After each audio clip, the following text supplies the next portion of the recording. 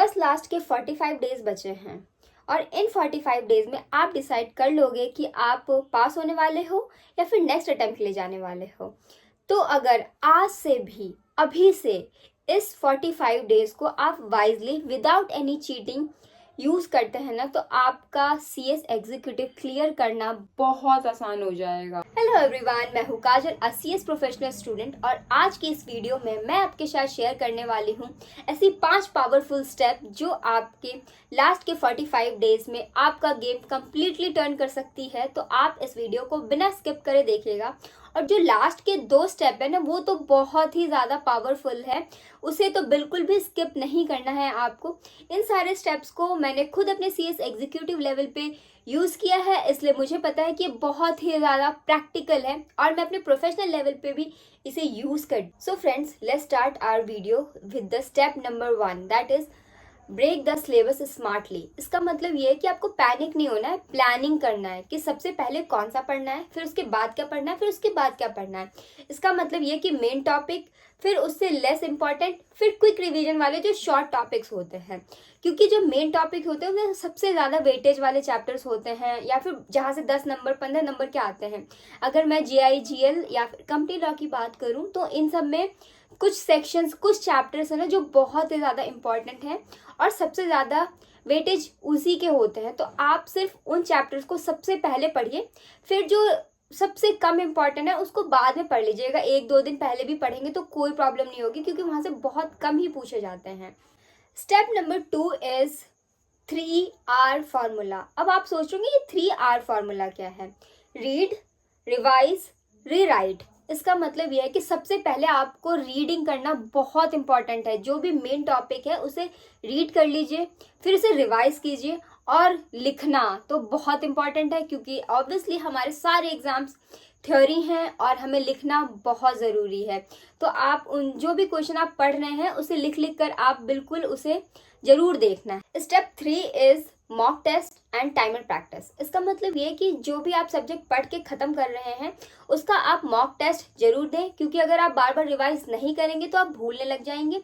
और mock test देते हैं तो बिल्कुल एग्जाम वाली फीलिंग आती है, वही प्रेशर, वही सब कुछ, तो हम अपने आप को अच्छे से प्रिपेयर कर पाते हैं। और टाइमर लगा के इसलिए बोल रही हूँ क्योंकि हमारे पास एग्जाम में सिर्फ 3 आवर्स हैं और 3 आवर्स के अंदर हमें बहुत सारे क्वेश्चंस करने होते हैं।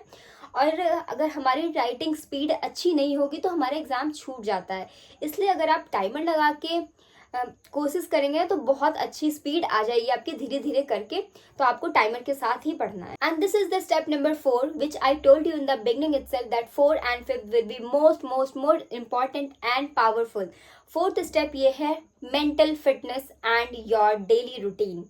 इसका मतलब ये है कि आप पढ़ते रहते हो, एक टाइम पे हम फ्रस्ट्रेट होने लगते हैं। तो इसके लिए आपको क्या करना है, बस एक छोटी सी एक्सरसाइज करनी है, और मैं फॉर श्योर बोल रही हूँ अगर आप इसे करेंगे तो आप बहुत काम और जो भी आपने पढ़ा है उसको आप याद रख पाएंगे बहुत देर तक। इसका मतलब ये है कि आपको एवरी डे 10 मिनट्स मेडिटेशन करना है। मैं आपको बता रही हूँ, आप बिलीव नहीं करेंगे, अगर आप मेडिटेशन एवरी डे स्टार्ट करते हैं तो आप धीरे धीरे करके बहुत देर तक अपनी सिलेबस को याद रख पाएंगे और बहुत काम फील करेंगे। तो आपको मेडिटेशन करना बहुत ज़रूरी है। और दूसरी चीज़ ये कि आपको स्लीप लेना बहुत इंपॉर्टेंट है, मतलब 6 to 7 आवर्स का स्लीप बहुत इम्पॉर्टेंट है, ताकि आपका माइंड जो है अच्छे से काम कर सके और जो भी आपने पढ़ा है उसे अच्छे से ग्रैब कर सके। एंड अगर मैं बात करूँ last, that is 5th step which I told you, this is also very important because this is a believe in your self.